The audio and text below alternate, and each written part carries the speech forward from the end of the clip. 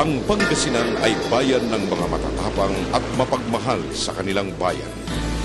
Isa sa mga pinakamalaking probinsya ng bansa na biniyayaan ng magaganda at sagana sa likas na yaman. Naging sentro din ang Pangasinan ng kalakalan noong panahon ng Kastila. Dahil dito, ginawa ang pinakaunang daanan ng tren at isa sa mga iilang daungan ng galleon trade. Alamin natin ang ilan sa mga makulay at ginintuang bahagi ng kasaysayan ng Pangasinan. Noong sinaunang panahon, mga relikya at pagpipintura sa kuweba ay natagpuan sa bayan ng Sual. Ang mga Malayo Polynesians ay dumating sa Pangasinan sakay ng bangka. Itinuro nila ang kanilang kagalingan sa paggawa ng asin sa mga katutubo ng lalawigan.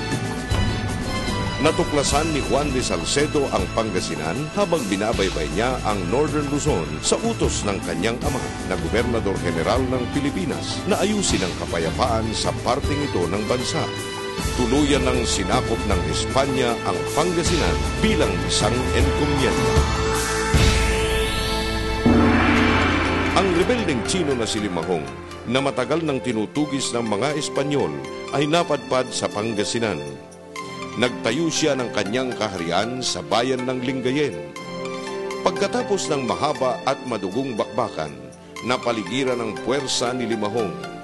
Tingid sa kaalaman ng mga Kastila, gumawa pala ng isang lagusan ng tubig papuntang China Sea si Limahong at doon siya tumakas. Maraming Tsino na kasama ni Limahong ang naiwan sa Pangasinan at dito na sila nakaluyog ng kanilang pamilya. Ang Pangasinan ay ginawang isang alkadya mayor. Ang unang alkalde ay si Don Pedro Manrique. Sa panahong ito, napakalawak pa ang teritoryo ng Pangasinan. Ang tawag sa coastal villages na naging gawaan ng asin ay panag-asinan. At ang nasa loob ng lalawigan naman ay kabuluhan. Si Andres Malong na taga-Binalatongan ay namuno ng mga libu-libong kawal para maghimagsik laban sa mga Kastila. Naideklara ni Malong na malaya ang Pangasinan. Subalit wala pang isang buwan ay nakuha uli ng puwersa ng Kastila ang lalawigan. Sumunod na naghimagsik laban sa mga Kastila si Juan de la Cruz Palaris na taga-Binalatongan din. Nagtagumpay si Palaris na gawing malaya ang Pangasinan ng 2 taon. Nang mahuli si Palaris, nagwaging muli ang mga Kastila at ginawang San Carlos ang pangalan ng Binalatongan. Itinayo ang Casa Real sa Lingayen bilang opisina ng Alkalde Mayor. Ang alkalde noon ay tumatayong parang gobernador sa kasalukuyan. Binuksan ng pamahalaang Espanya ang daungang dagat sa bayan ng Sual para sa kalakalan sa ibang bansa at pagawaan din ng barko. Sinamahan ng Spanish governor na si Primo de Rivera si General Emilio Aguinaldo para sumakay sa tren papuntang Dagupan at ipasakay sa barko sa Sual upang ipatapon si Aguinaldo sa Hong Kong. Dahil matagumpay sa pakikipaglaban ang mga lokal na katipuneros na binuo ni General Francisco Macabulos, muling nakamit ng Pangasinan ang kalayaan. Sa pamumuno ni Don Daniel Maramba ng Santa Barbara, Vicente del Prado ng San Jacinto, Juan Quesada at Eliseo Arzadon ng Dagupan ay tinalo nila ang huling puwersa ng mga Kastila sa isang makasaysayang digmaan sa lungsod ng Dagupan. Inilipat ang provincial capital sa San Carlos para mailayo ito sa bantang pagsalakay ng mga Amerikano na pwedeng manggaling sa Lingayen Gulf.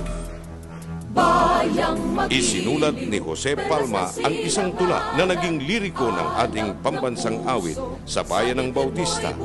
Noon ay isa pa lamang baryo ng bayan ng Bayambang. Inilipat pansamantala ang kapital ng Pilipinas sa bayan ng Bayambang ni General Emilio Aguinaldo na noon ay kasalukuyang Pangulo ng unang Republika ng Pilipinas.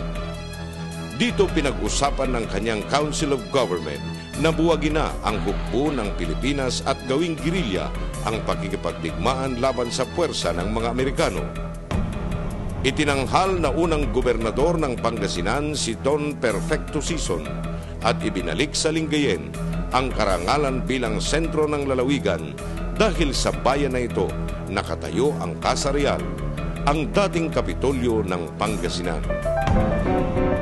Ang unang pampublikong high school ay itinayo sa Lingayen. Si Gobernador Daniel Maramba na nagpagawa ng bagong kapitolyo ng lalawigan ay siya ring nanguna sa pagpapasinaya ng nasabing gusali. Naging madugo ang labanan sa Pangasinan noong World War II. Nang umatras ang mga sundalong Amerikano kasama ang mga kawal na Pilipino papuntang Bataan, ang mga Hapon ang sumunod na naghari sa lalawigan. Inilipat ulit ang provincial capital sa Dagupan ng mga opisyalis ng Japanese-sponsored national government. Dumating ang mga Allied forces sa Pangasinan at tinulungan ang mga veteranong Pangasinense para palayain ang Luzon sa kamay ng mga Hapon. Unang dumaong si General Douglas MacArthur sa Lingayen. People of the Philippines, I have returned. Pagkatapos ay bumalik siya at dumaong din sa Dagupan. Ang provincial capital ay naibalik sa Lingayen. Itinayo ang governor's official residence at guest house na tinawag na Princess Urduja Palace. Si Princess Urduja ay isang legendary Amazon princess noong 14th century.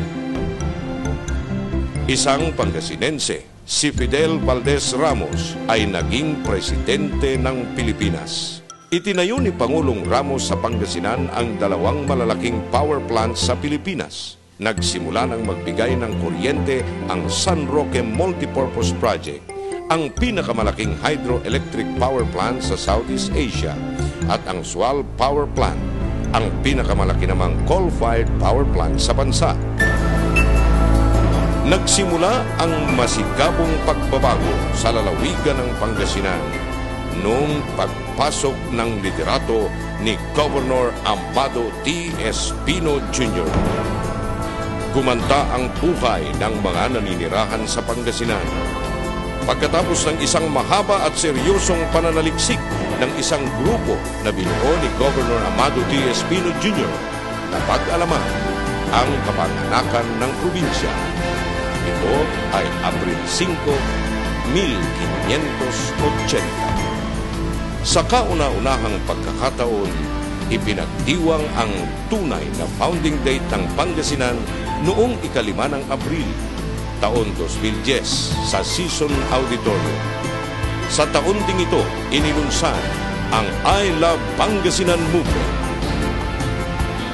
Ang pagkakaisa at mga ginintuang sibulain ng mga bayani at taong bayan ng Pangasinan ay pinagpapatuloy ng liderato ngayon para may sakatuparan ng mithiin. Mission of Pangasinan, the best place to invest, work, live and raise family. The mission